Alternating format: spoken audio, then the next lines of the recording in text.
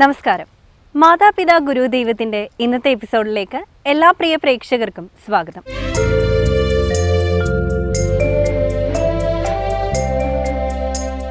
നമുക്ക് ഏവർക്കും അറിയാവുന്നതുപോലെ തന്നെ സിനിമ ഒരു കൂട്ടായ്മയുടെ ഒരു സംഭവമാണ് എന്ന് നമുക്ക് പറയേണ്ടത്. ഒരു മഹാപ്രസ്ഥാനമാണ് സിനിമ, അല്ലേ? അപ്പോൾ അത്തരത്തിൽ ഒരു ടെക്നിക്കൽ സൈഡിൽ നിൽക്കുന്ന ഒരു പ്രഗത്ഭനായ ഒരു വ്യക്തിത്വമാണ് നമുക്കൊപ്പം ഉള്ളത്.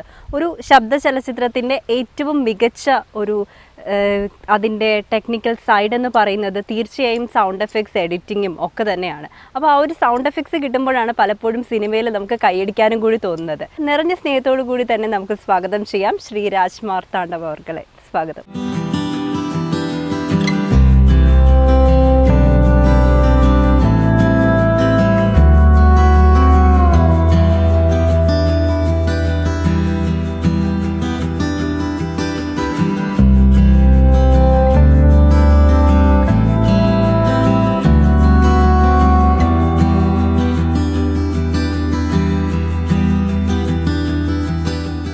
മാതാപിതാ ഗുരു ദൈവത്തിൻ്റെ ഈ ഒരു എപ്പിസോഡിൽ ഞങ്ങൾക്ക് സാറിനെ അതിഥിയെ ലഭിച്ചതിൽ ഒരുപാട് സന്തോഷമുണ്ട്.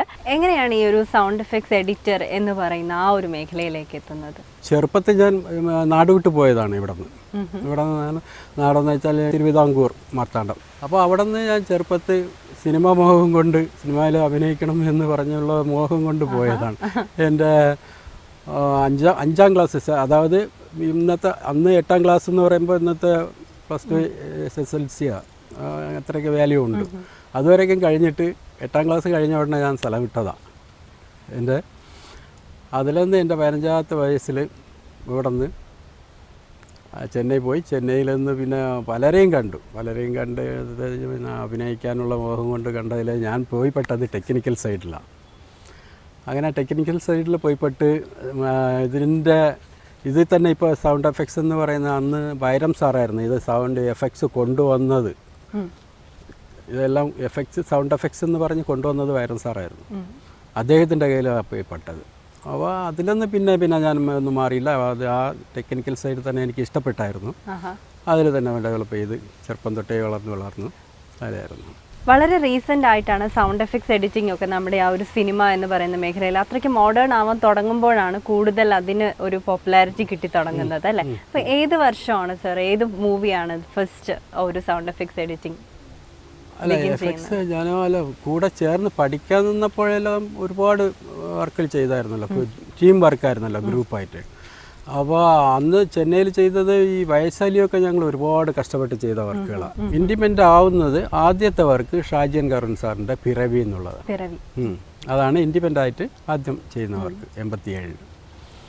അത് തൊട്ട് പിന്നെ അടൂർ സാറിൻ്റെ മതിലുകൾ ചെയ്ത്, ആലീസിൻ്റെ അന്വേഷണം നമ്മൾ ടി സാറിൻ്റെ, വേമ്പനാട് നമ്മൾ ശിവപ്രസാദ് സാറിൻ്റെ, അങ്ങനെ ഒരുപാട് വർക്കുകൾ അത് തൊട്ട് അങ്ങനെ കണ്ടിന്യൂ ആയിട്ട് ചെയ്തു. ഒരു അഭിനേതാവാകാൻ വേണ്ടി ആഗ്രഹിച്ചിട്ട് ഇപ്പോൾ ഒരു ടെക്നിക്കൽ സൈഡിൽ നിൽക്കുന്നു, എങ്ങനെ തോന്നുന്നു അതിൻ്റെ ആ ഒരു വഴി? അല്ല, അഭിനേതാവ് വെച്ചാൽ അന്ന് പിന്നെ ആ സമയത്ത് എന്തൊക്കെ ചെറിയ തടസ്സങ്ങൾ കൊണ്ട് കയറാൻ പറ്റിയില്ല. കയറി പറ്റിയത് പിന്നെ ഇതിലായിരുന്നു. ഇതിലൊന്നും പിന്നെ എനിക്ക് പോകാൻ തോന്നിയില്ല. അതായത് എനിക്ക് ആ സമയം ഭയങ്കര ഇൻട്രസ്റ്റ് ആയിരുന്നു ചെയ്യാനായിട്ട്. അപ്പോൾ ഈ ശബ്ദങ്ങൾ അന്നൊക്കെ എന്ന് വെച്ചാൽ ഇൻ്റർലാക്ക് സിസ്റ്റമാണ്. ഒരു പടം എന്ന് വെച്ചാൽ ഒരു റീല് ഫിലിമിലാണ്. ഒരു റീല് ഫുൾ ഓട്ടിച്ച് പടം കണ്ട് അതെല്ലാം നോട്ട് ചെയ്ത് എടുത്ത് അത് പിന്നെ അട്ടൻ ടൈമിൽ ഒറ്റ സ്റ്റെപ്പിലാണ് ആ റീല് ചെയ്ത് തീരുന്നത്. അപ്പോൾ ആ റീൽ ചെയ്യണമെങ്കിൽ തന്നെ എഫക്ട്സ് ചുറ്റിലും ഞങ്ങൾക്ക് ഒരു 7-8 പേര് ചുറ്റിലും ഇരുന്നാൽ ഒരു 4-5 മൈക്ക്, ഒരു മൈക്ക് 2 ടീം വെച്ച് അങ്ങനെ 4-8 പേര് അവിടെ ഇരിക്കും. അങ്ങനെ ചുറ്റി ഇരുന്നിട്ട് ഒவ்வொரு സെക്ഷനും ഒவ்வொരു സെക്ഷൻ നോട്ട് ചെയ്യും. റീലിൽ എന്തൊക്കെ വരുന്നു, ആ പടത്തിലെ എന്തൊക്കെ എല്ലാം നോട്ട് ചെയ്ത് എല്ലാം എടുത്ത് വെച്ചിട്ട് അപ്പോൾ പിന്നെ ഒരു റിഹേഴ്സൽ നോക്കി എല്ലാം ഓക്കെ, എല്ലാം എന്തൊക്കെ ആരെ ഭാഗത്താണ് അത് പാഴ്ച വരുന്നോ അവർ കറക്റ്റ് ചെയ്തിട്ട് വീണ്ടും വലിയ ഹെവി വർക്കാണെങ്കിൽ ഒന്നും കൂടെ റിഹേഴ്സൽ നോക്കും. അങ്ങനെ നോക്കിയിട്ട് പിന്നെ ലാസ്റ്റ് വന്ന് ടേക്ക് പോകും. അങ്ങനെയാണ്, ഒറ്റ സ്റ്റെപ്പാണ്. ഇപ്പോൾ എന്ന് വെച്ചാൽ കമ്പ്യൂട്ടർ ആയതിനു ശേഷം ഒരാൾ മതി ഒന്നൊന്നായിട്ട് ഒരു സൗണ്ടായിട്ട് എടുത്ത് വയ്ക്കാൻ. അന്ന് നല്ല ഇതുപോലെയാണ് സംഭവം. അപ്പോൾ അത് ചെയ്ത് വരുമ്പോഴത്തേക്ക് ഭയങ്കര ഇൻട്രസ്റ്റ് തോന്നി. ഞാൻ അതിൽ തന്നെ അങ്ങ് കൂടി മറ്റത് മറന്ന്.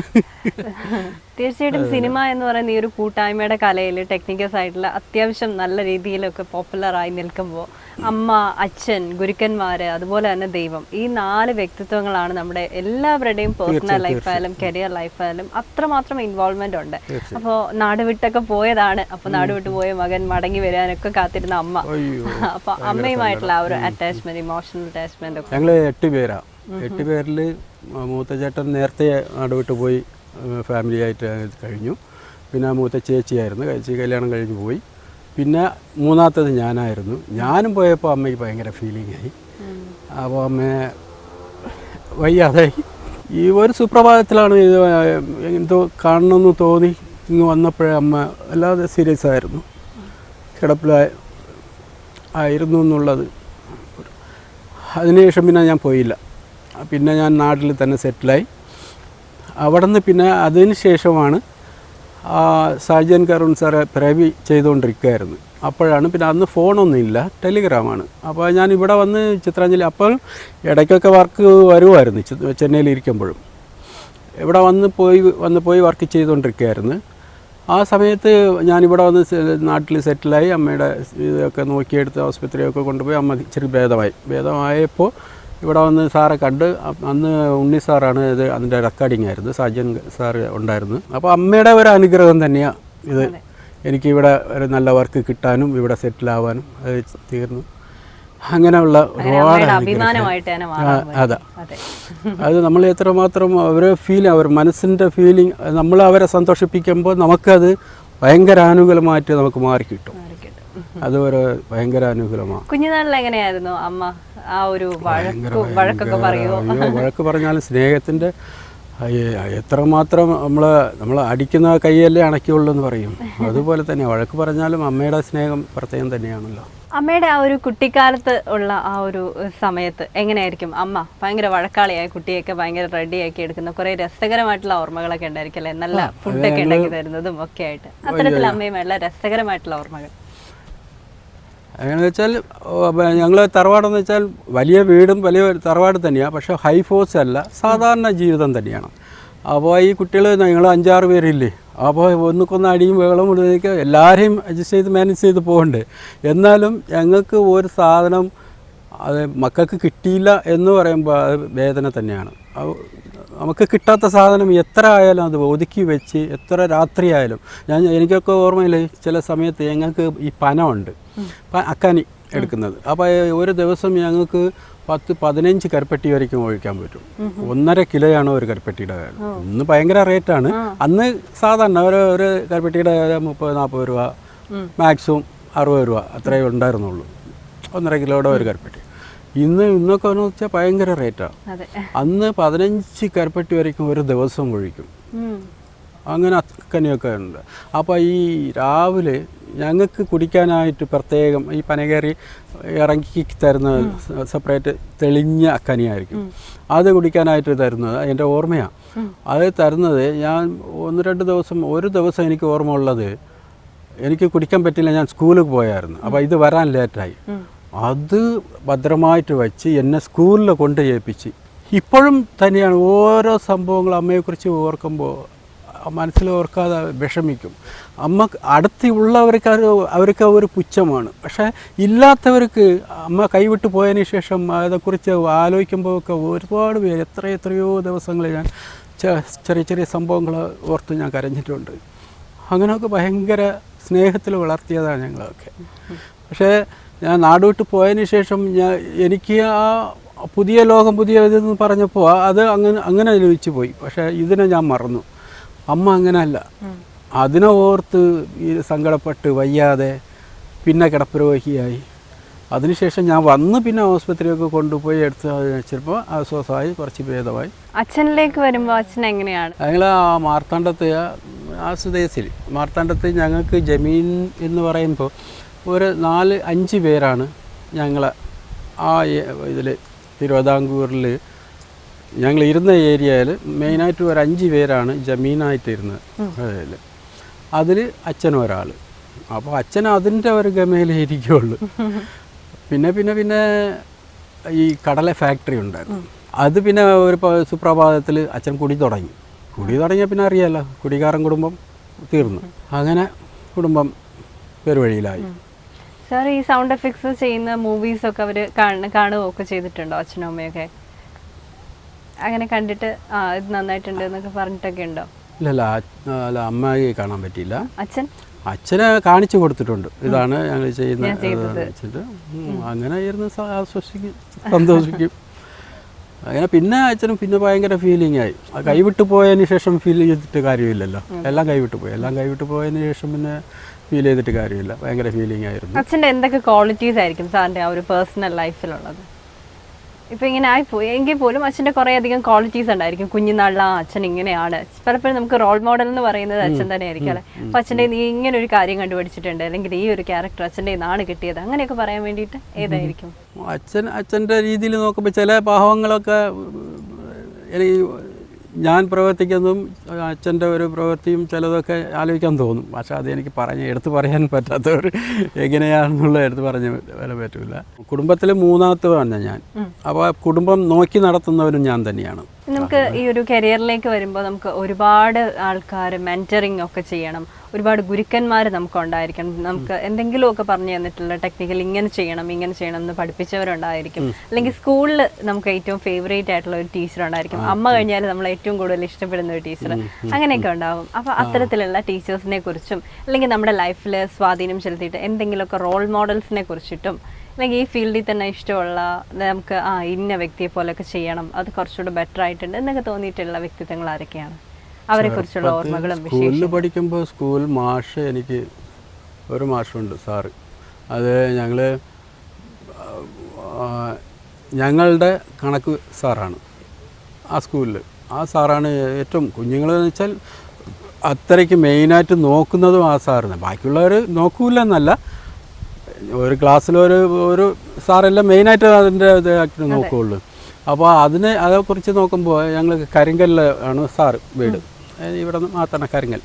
ആ സാറിൻ്റെ വീട് കരിങ്കല്ലാണ്. അവിടെ നിന്ന് സാർ വരും, ഇത് നോക്കും. സ്കൂളിൽ കയറിയാൽ പിന്നെ അടിക്കും, ഭയങ്കര അടിക്കും. എന്നാലും സ്നേഹത്തിൽ ആ സാർ തന്നെയാണ്. എവിടെ പോയാലും എവിടെ വെച്ച് കണ്ടാലും ഒന്ന് സംസാരിച്ച് കാര്യങ്ങൾ അന്വേഷിക്കാനും എതുവരായി എന്തൊക്കെ എന്നുള്ള കാര്യങ്ങളും വീട്ടിൽ കാര്യങ്ങളും വീട്ടിൽ ഇടയ്ക്ക് ഫ്രീ കിട്ടുമ്പോൾ ഒരു ദിവസം സ്കൂളിൽ പോയില്ലെങ്കിലും പിറ്റേ ദിവസം നോക്കും, അതിൻ്റെ പിറ്റേ ദിവസം പിന്നെ വീട്ടിൽ വരും, എന്താ കാര്യം എന്ന് അന്വേഷിക്കാനോ അതൊക്കെ ഒരു സാറേ എനിക്ക് എപ്പോഴും ഓർക്കാനുണ്ട്. പിന്നെ അതല്ലാതെ അത് വിട്ട് പിന്നെ നാട് വിട്ട് പോയതിന് ശേഷം ഇതിൽ കുരുക്കൻ എന്ന് പറയുമ്പോൾ വൈരം സാറാണ്. വൈരം സാറ് കുറച്ച് കാലം ഉണ്ടായിരുന്നു. വൈരം സാറിനെ കുറിച്ച് പറയുമ്പോൾ എന്ന് വെച്ചാൽ കൂടെ ജോലിക്ക് എല്ലാം പഠിപ്പിക്കും, എല്ലാം പറഞ്ഞു തരും. ഇതാ ഞാൻ പറഞ്ഞില്ലേ, 8 പേര് ചുറ്റിയിരിക്കും, 4 മൈക്ക്, 8 പേര് ചുറ്റിയിരുന്ന് ഓരോരോ റൗണ്ട് ചെയ്തിരുന്നിട്ട് ഓരോരോ സൗണ്ടാണ് നോട്ട് ചെയ്തെടുക്കുന്നത്. അപ്പോൾ ഒരാൾ ഭാഗം ഏത് കംപ്ലൈൻറ്റ് വന്നാലും കയ്യിൽ എന്ത് കിട്ടിയാലും എടുത്ത് എറിഞ്ഞ് കളയും, അടിക്കും. അപ്പോൾ കറക്റ്റ് ആവണം, കാരണം എന്തെങ്കിലും ഒരു മിസ്റ്റേക്ക് അത് സൗണ്ട് നെഗറ്റീവിലാണ് ഇത് കയറുന്നത്, സൗണ്ട് കയറുന്നത്. മിക്സിങ് കംപ്ലീറ്റ് വരുന്നത് സ്റ്റേറ്റ് മിക്സിങ് ആണ്, അന്ന് ട്രാക്ക് എടുത്തല്ല ചെയ്യുന്നത്. അപ്പോൾ ഒരു ചെറിയ ഫാൾട്ടായാലും അത് ഇതാണ്. അപ്പോൾ ആരെങ്കിലും ഫാൾട്ട് ചെയ്താൽ അപ്പം തന്നെ എന്ത് കയ്യിൽ കിട്ടിയാലും എടുത്ത് എറിഞ്ഞ് കളയും. അങ്ങനെയൊക്കെ ശിക്ഷിച്ചുകൊണ്ട് കാര്യങ്ങൾ പറഞ്ഞു തരുന്നതുകൊണ്ട് ഇന്ന സൗണ്ടിക്ക് ഇന്ന സാധനം യൂസ് ചെയ്യണം, എന്നാൽ അത് ക്ലിയർ ആവും, പെർഫെക്റ്റ് ആവും എന്ന് പറഞ്ഞിട്ട് ഒരുപാട് പറഞ്ഞു തന്നിട്ടുണ്ട്. പിന്നെ വൈരം സാർ മരിച്ചതിന് ശേഷം മനോഹർ എന്ന് പറഞ്ഞിട്ട് പുള്ളിയെ കൂടെ ഇരുന്നിട്ടാണ് വയസ്സാലിയൊക്കെ ഞങ്ങൾ ചെയ്തത്. മനോഹരമായിരുന്നു. ആ പുള്ളിയും ഒരുപാട് ഹെൽപ്പ് ചെയ്തു എനിക്ക്. പുള്ളിയുടെ മെയിൻ അസിസ്റ്റൻ്റ് ഞാനായിരുന്നു. പിന്നെ വൈരം സാറ് കൂടെ ഇരുന്നപ്പോൾ 8-10-12 പേരുണ്ടായിരുന്നു, അതിലൊരാളായിരുന്നു. മനോഹര കൂടെ വന്നപ്പോൾ മെയിൻ അസിസ്റ്റൻ്റായിട്ട് കയറി. അത് പുള്ളി ഒരുപാട് ഹെൽപ്പ് ചെയ്തു സൗണ്ടൊക്കെ നിന്ന്. പിന്നെ ഇവിടെ വന്നതിന് ശേഷം ഞാനിങ്ങനെ ഇൻഡിപെൻഡൻ്റായിട്ട് തുടങ്ങിയതിന് ശേഷം പുള്ളിയെ വിളിച്ചറിയിച്ച് പുള്ളി ഭയങ്കര ഹാപ്പി ആയിരുന്നു. പിന്നെ ഇടയ്ക്ക് വന്ന് കണ്ടു. അങ്ങനെയൊക്കെ ഒരുപാട് എല്ലാവരും അനുഗ്രഹം തന്നെയാണ്. പിന്നെ ദൈവം, ഇതിലെല്ലാത്തിലും മേലെയാണ് ദൈവം. ജനശ്രദ്ധ ആകർഷിക്കപ്പെട്ട അതല്ലെങ്കിൽ വളരെ പോപ്പുലർ ആയിട്ടുള്ള ഒരുപാട് ചിത്രങ്ങളും അതുപോലെ തന്നെ അവാർഡ് കിട്ടിയിട്ടുള്ള ഒരുപാട് ചിത്രങ്ങളും ഒക്കെ ഉണ്ട്, ചലച്ചിത്രങ്ങളൊക്കെ ഉണ്ട്. അപ്പോൾ അതിൻ്റെ കുറച്ച് വിശേഷങ്ങൾ എങ്ങനെയൊക്കെ ആയിരിക്കും ആ ഒരു അവാർഡ് കിട്ടുമ്പോൾ ഉള്ള ഒരു മൊമെന്റ്? കാരണം അത്രയും ഹാർഡ് വർക്ക് ഒക്കെ കഴിഞ്ഞിട്ട് കിട്ടുന്നു, അതിനെയൊക്കെ കുറിച്ച് ഒന്ന് നമുക്ക് അറിഞ്ഞുകൊള്ളാവുന്നത്. അവാർഡ് കിട്ടിയത് ആദ്യം ഞാൻ ഇൻഡിപെൻഡൻ്റ് ആയിട്ട് തുടങ്ങിയ ഈ പടം പിറവി എന്നുള്ള പടത്തിൽ തന്നെ എനിക്ക് അവാർഡ് കിട്ടിയിട്ടുണ്ടായിരുന്നു. പിന്നെ അടൂർ സാറിൻ്റെ മതിലുകൾ അതിൽ കിട്ടിയിട്ടുണ്ട്. പിന്നെ മതിലുകൾ എന്ന് പറയുമ്പോൾ ആ ഒരു മൂവിക്ക് ശബ്ദത്തിനാണ് അത്രയധികം പ്രാധാന്യം. അപ്പോൾ ആ ഒരു സിനിമയുടെ വിശേഷങ്ങൾ എത്ര കാലം കഴിഞ്ഞാലും എല്ലാവർക്കും ഭയങ്കര ഒരു ഇൻട്രസ്റ്റിംഗ് ആണ്, കാരണം വ്യത്യസ്തതയുള്ള ഒരു ചിത്രമാണ്. അതിന്റെ വിശേഷങ്ങൾ, ആ ഒരു സൈറ്റിലെ വിശേഷങ്ങളും അത് ചെയ്യുമ്പോൾ ഉണ്ടായതും ഒക്കെ ആയിട്ട്. മതിലുകൾ, അതായത് മമ്മൂട്ടിക്ക വന്ന് ജയിലിലാണ് ഇരിക്കുന്നത്. ജയിൽവാസിയാണ്. ജയിലിൽ വന്ന് ജയിലിൽ നിന്ന് തന്നെ മുറ്റത്ത് ഇറങ്ങി കുളിക്കാൻ വേണ്ടി വരും. കുളിക്കാൻ ഈ പാക്കറ്റ് തൊട്ടി പിടിച്ച് വെള്ളം, പൈപ്പിൽ നിന്ന് വെള്ളം പിടിച്ച് വേണം. സ്റ്റീൽ തൊട്ടിയായിരുന്നു. അപ്പോൾ ആ ഇരുമ്പ് തൊട്ടി പിടിച്ച് വെള്ളം പിടിച്ച് അതിൽ കുളിക്കുമ്പോൾ അഭിനയിക്കാണ് മമ്മൂക്ക. പക്ഷേ ഞാൻ സൗണ്ടിന് വേണ്ടിയാണ് ശരിക്ക് അതേ സ്ഥലം. അടൂർ സാറേ എന്ന് വെച്ചാൽ വേറെ ഒരു എക്സ്ക്യൂസും ഇല്ല സൗണ്ടിൻ്റെ കാര്യത്തിൽ. പെർഫെക്റ്റ് ആയിരിക്കണം. പുള്ളിക്ക് മനസ്സിൽ ഉദ്ദേശിക്കുന്ന സൗണ്ട് കിട്ടണം. അതുവരേക്ക് എത്ര സമയം എടുത്താലും എത്ര ടേക്ക് പോയാലും വിഷയമില്ല. അതേപോലെ എവിടെ വെച്ച് ഷൂട്ട് ചെയ്തോ അതേ പൈപ്പിൽ കൊണ്ടുപോയി അതേ തൊട്ടി അതേ സ്ഥലം, അങ്ങനെ പൈപ്പ് ആ സ്പീഡ്, വെള്ളവും അതേ സ്പീഡായിരിക്കണം. അങ്ങനെ കൊണ്ടുപോയാണ് ഞാൻ അവിടെ ഇരുന്ന് കോരി വെള്ളം പിടിച്ച് കുളിക്കുന്നത്. ടേക്ക് എടുത്ത് അതിൽ നിന്ന് കുളിച്ച് എനിക്ക് പനി വന്നു അവസാനം പിറ്റേ ദിവസം. അത്രയ്ക്ക് ഇൻട്രസ്റ്റ് എനിക്ക് ചെയ്തിരുന്നു. അതൊക്കെ ഇൻട്രസ്റ്റ് ഉള്ള കാര്യങ്ങളാണ്. അതേപോലെ പിന്നെ നമുക്ക് ഈ ജയിലിൽ ബീഡി കത്തിക്കാൻ വേണ്ടി ബീഡി കുറ്റിയാണ്, ഒരു കുറ്റി ബീഡി എടുത്ത് വെച്ചിട്ട് അതിനെ ഒരു കൊള്ളി, തീപ്പെട്ടി വേണമല്ല, തീപ്പെട്ടി കൊള്ളിയിൽ ഒരു കൊള്ളിയെ എടുത്ത് രണ്ടായിട്ട് കീറി അത് പകുതി വെച്ചാണ് ഉരച്ച് കത്തിക്കുന്നത്. ഈ ഉരച്ച് കത്തിക്കുന്നത് വെച്ചാൽ തറയിൽ, സിമെൻറ്റ് തറയിൽ ഉരയ്ക്കുമ്പോൾ പെട്ടെന്ന് കത്തുമില്ല. അത് ഉരച്ച് എനിക്ക് ഇത് കണ്ടുള്ളത് ഈ കൈ വെച്ചാണ് ഞാൻ ഉരയ്ക്കുന്നത്. ഉരച്ചിട്ട് ഒരുപാട് പെട്ടിട്ടുമുണ്ട്. അതൊക്കെ ഇൻട്രസ്റ്റ് ആയിട്ടുള്ള കാര്യം. പിന്നെ കത്തും, അങ്ങനെ ചൂട് കയറി അങ്ങനെ കത്തിക്കും. അങ്ങനെയൊക്കെ ഇൻട്രസ്റ്റ് ഉള്ള കാര്യങ്ങളാണ്. അതേപോലെ പ്രേംജി, മറ്റേ പിറവി പടത്തിൽ ഷാജൻ സാറിൻ്റെ അതിലതുപോലെ പ്രേംജി അഭിനയിക്കുകയാണ്. ശരിക്കും മഴയിലും ചെളിയിലും ഒക്കെ നടന്നെടുത്ത് അഭിനയിക്കുക. പക്ഷേ ഞാനങ്ങനെ ശരിക്കും എങ്ങനെ അവരഭിനയിക്കുന്നു അതേപോലെ തന്നെ സൗണ്ടിൻ്റെ കാര്യത്തിലും ചെളി ഉണ്ടാക്കി ചിത്രാഞ്ജലി സ്റ്റുഡിയോയിൽ അതിൻ്റെ ഫ്ലോറിൽ അതുണ്ടായിരുന്നു, അതിൻ്റെ സൗകര്യം ഉണ്ടായിരുന്നു. അതിൽ മണ്ണ് കൊണ്ടുവന്ന് ചെളി ഉണ്ടാക്കി അതേപോലെ എങ്ങനെ മഴയിൽ നനഞ്ഞ് എടുത്ത് പോയി ചെളിയിൽ വീഴുന്ന ഉരുളുന്നു അതേപോലെ തന്നെ വീഴുന്ന ഉരുണ്ട് അതൊക്കെ സൗണ്ട് ഉണ്ടാക്കി കൊടുത്ത് അതൊക്കെ നല്ല ഇൻട്രസ്റ്റിംഗ് ശബ്ദങ്ങൾ ഉണ്ടാക്കി. അപ്പോൾ ഒറിജിനലായിട്ട് കിട്ടും. അപ്പോൾ ഇപ്പോഴും കാണുമ്പോൾ അയ്യോ നമ്മളാണ് ഇതൊക്കെ ചെയ്തത് എന്നുള്ള കണ്ട് ആഘോഷിക്കാനുള്ള ഒരു മനസ്സ് ഇപ്പം ഭയങ്കര സന്തോഷമുള്ള കാര്യങ്ങളാണ്. അതേപോലെ വേമ്പനാട് ശിവപ്രസാദ് സാറിൻ്റെ അത് ഡയലോഗ് ഇല്ലാത്ത പടം, ഊമ പടമാണ്, പക്ഷെ സൗണ്ട് കൊണ്ട് മാത്രം നിറഞ്ഞു നിൽക്കുന്ന പടമാണ്. അതിലൊരു ഫൈറ്റുണ്ട്, കാളയുടെ ഇറച്ചിക്കടയിലുള്ള ഒരു ഫൈറ്റ്, ആ ഇറച്ചി എടുത്ത് അടിക്കണത്. അതേപോലെ ശരിക്ക് കാളയുടെ വലിയ ഇറച്ചി വാങ്ങിക്കൊണ്ടുവന്നാണ് ശരിക്ക് അടിച്ചു കൊടുത്തത്. അതൊക്കെ ഭയങ്കര സ്ക്രീനിൽ നമ്മൾ കാണുന്ന എല്ലാ കാര്യങ്ങളും ശബ്ദത്തിന് വേണ്ടി വീണ്ടും ഒരിക്കൽ കൂടി അത് നമ്മൾ സൗണ്ടിന് വേണ്ടി ചെയ്യുക. ഇപ്പോഴെന്ന് വെച്ചാൽ ഇപ്പോൾ ഒരുപാട് വേറെ മാറ്റങ്ങൾ വന്നിട്ടുണ്ട്. അന്നൊക്കെ ഇതുപോലെ ഒറിജിനലായിട്ട്.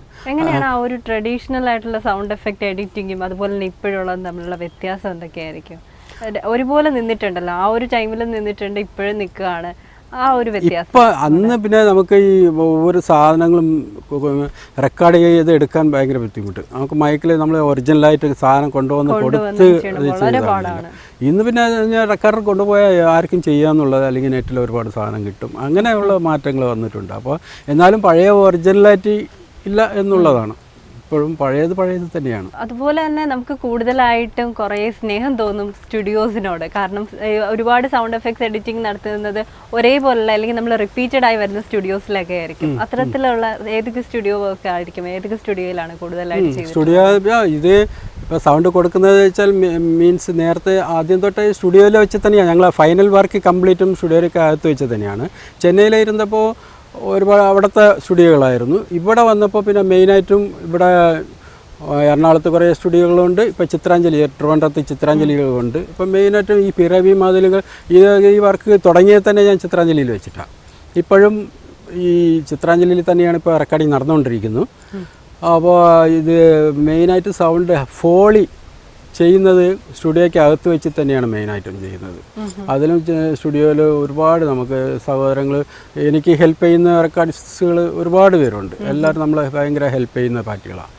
ഇവരെ ഹെൽപ്പില്ലാതെ നമുക്കൊന്നും ചെയ്യാൻ പറ്റില്ല. കാരണം ഞാൻ ഒറ്റയ്ക്കല്ലല്ലോ. ഈ സൗണ്ട് എന്ന് വെച്ചാൽ അതിന് കൂട്ടായ്മയോടെ ഇരുന്നാലേ ഉണ്ടാക്കി എടുക്കാൻ പറ്റുള്ളൂ. അതിന് കണക്കാക്കി നമുക്ക് ചുറ്റിലും നമുക്ക് സഹോദരങ്ങൾ നല്ല ഒരുപാട് ഹെൽപ്പ് ചെയ്യുന്നുണ്ട്. അതിൽ ഇപ്പോഴും അത് ചെയ്തുകൊണ്ടൊക്കെയാണ്.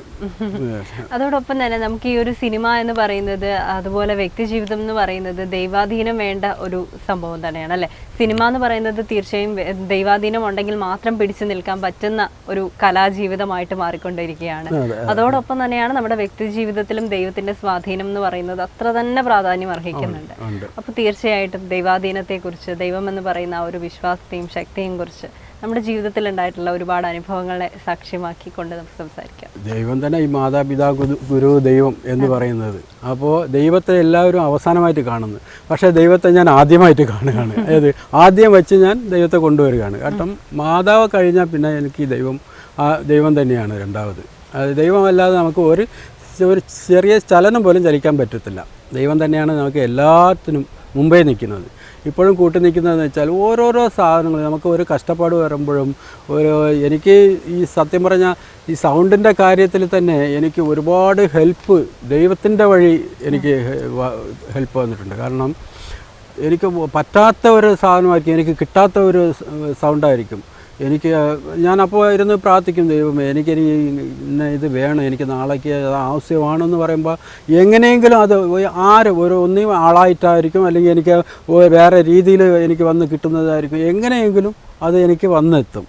അതേപോലെ ഒരു സൗണ്ടിൻ്റെ കാര്യം മാത്രമല്ല, ജീവിതത്തിലും അതുപോലെ എനിക്ക് ഇത്രയും ഞാൻ വളർന്നു വരാൻ കാരണം എനിക്ക് വേറെ ഒന്നുമില്ല. മനുഷ്യൻ്റെ സപ്പോർട്ട് ഇരുന്നാലും ദൈവത്തിൻ്റെ അനുകൂലം കൃപയും ഇല്ലെങ്കിൽ നമുക്ക് ഒന്നുമില്ല, നമ്മളെ കൊണ്ട് ഒന്നുമില്ല. നമ്മളായിട്ട് അല്ല നമ്മൾ ചെയ്യുന്നത്. ദൈവകൃപ ഉണ്ടെങ്കിലേ നമുക്കിതെല്ലാം മുമ്പോട്ട് നമുക്ക് പോകാനും പറ്റുള്ളൂ, നമുക്ക് ഇത് നേടാനും പറ്റുള്ളൂ, നമുക്ക് ചെയ്യാനും പറ്റുള്ളൂ. അതേപോലെ ഇത് ഒരു സൗണ്ട് ഒരു ജോലിക്കാരെയും വന്നാലും ഞാൻ വയ്യ എന്ന് പറഞ്ഞിട്ട് ഇതുവരേക്കും ഒരു ജോലിയെ ഉപേക്ഷിച്ചിട്ടുമില്ല, മാറ്റി വെച്ചിട്ടുമില്ല. അത് ദൈവത്തിൻ്റെ കൃപ തന്നെയാണ്. ഇത്രയും കാലമായിട്ടും ഞാൻ കിടപ്പിൽ കിടന്ന് ഞാൻ ഒരു ജോലി മാറ്റിവെച്ച് എൻ്റെ ചരിത്രമില്ല. അത് ദൈവത്തിൻ്റെ ഭയങ്കര കൃപ തന്നെയാണ്. അതുകൊണ്ട് ദൈവകൃപ ഇല്ലാതെ ഒന്നും നമുക്ക് ചലിക്കാനും പറ്റില്ല, സഞ്ചരിക്കാനും പറ്റില്ല. ഇപ്പോൾ വളരെ റിസ്ക് ആയിട്ട് ചെയ്തുകൊണ്ടിരിക്കുന്ന ചില സൗണ്ട്സ് കിട്ടാൻ പാടായിരിക്കും, അപ്പോൾ ദൈവത്തിന്റെ കൃപ കാരണമാണ് കിട്ടുന്നത്. അത്തരത്തിലുള്ള ഏതെങ്കിലും ഒക്കെ ഒരു അനുഭവം ഓർമ്മയുണ്ടോ? ഏതെങ്കിലും ചിത്രത്തിന് വേണ്ടിയിട്ട് ഇങ്ങനെ? മങ്കമ്മ എന്നുള്ള ഒരു പടം രേവതി അഭിനയിച്ചത്. ആ പടത്തിന് വേണ്ടി ഞാൻ ഒരു മയിലിൻ്റെ സൗണ്ടിന് വേണ്ടി ഞാൻ റെക്കോർഡ് ചെയ്യാൻ ഇവിടെ ഒന്നും അത് കിട്ടാൻ ചാൻസ് ഇല്ല. തിരുനെൽവേലി പോയി പകൽ പൂരം ഇരുന്നിട്ട് ഒരു സൗണ്ടും കിട്ടിയില്ല. എനിക്ക് ആകെ സങ്കടം തോന്നി. കാരണം എനിക്ക് ഉടനെ വരാനും പറ്റില്ല, എനിക്ക് പിറ്റേ ദിവസമെങ്കിലും ഇത് കൊണ്ട് റെക്കോർഡിങ്ങിൽ കൊടുക്കണം. അന്ന് രാത്രി പൂരമായിരുന്നു, രാത്രിയെങ്കിലും കിട്ടും. അപ്പോൾ ഡേയും ഉണ്ട് നൈറ്റും ഉണ്ട് സീന്. അപ്പോൾ നൈറ്റ്സ് എന്തെങ്കിലും കിട്ടിയാൽ മതി എന്ന് പറഞ്ഞിട്ട് അങ്ങനെ കേൾക്കുമായിരുന്നു. അങ്ങനെ ഇരുന്ന് പ്രാർത്ഥിച്ച് ദൈവത്തോട് പ്രാർത്ഥിച്ച് വരുന്നപ്പോൾ ഞാൻ ഒരു സൗണ്ടാണ് ഞാൻ ഉദ്ദേശിച്ചത്. ആ സമയത്ത് തന്നെ ഈവനിങ് സമയം കിട്ടി, രാത്രിയും കിട്ടി, രാവിലത്തെ സൗണ്ടും കിട്ടി. അങ്ങനെ ഭയങ്കര ഹെൽപ്പായിരുന്നു, ഭയങ്കര അനുകൂലമായിട്ടുള്ള ഇതുകളായിരുന്നു. അതേപോലെ ഒவ்வொரு സാധനങ്ങളും ചുരുക്കി പറഞ്ഞാൽ ഒരു തെങ്ങിൽ നിന്ന് വീഴുന്ന ഒരു ഓല ആയാലും എനിക്ക് വേണ്ടി വീഴുന്നത് പോലെ എൻ്റെ മുമ്പ് വന്ന് വീഴുന്നിട്ടുണ്ട്. ഞാൻ തിരക്കി നടക്കുക, അവിടെ നിന്ന് സ്റ്റുഡിയോയിൽ നിന്ന് ഇറങ്ങി ഒരു ഓല വേണം, ആന ഓല വലിച്ചിട്ട് പോകുന്നു. അപ്പോൾ ഈ ഓല എനിക്ക് വേണം.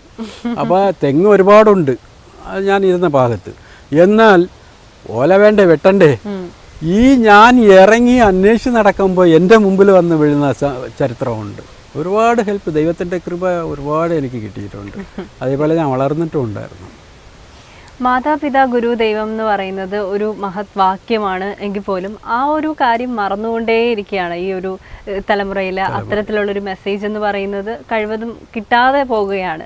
അപ്പോൾ ആ ഒരു മാതാപിതാ ഗുരു ദൈവം എന്ന ഈ ഒരു വാക്യം, അത് ഞാൻ ഇടയ്ക്ക് പറഞ്ഞായിരുന്നല്ലോ, ഇത് നഷ്ടപ്പെട്ടാലുള്ള വേദന അത് മാതാവിലായാലും പിതാവിലായാലും ഗുരുവിലായാലും ദൈവത്തിലായാലും അത് ഓരോരുത്തരും ഇരുന്ന് അത് സൂചിച്ച് ഹാപ്പി ആയിട്ടിരിക്കുമ്പോൾ അതിൻ്റെ സങ്കടം ദണ്ണം അറിയത്തില്ല.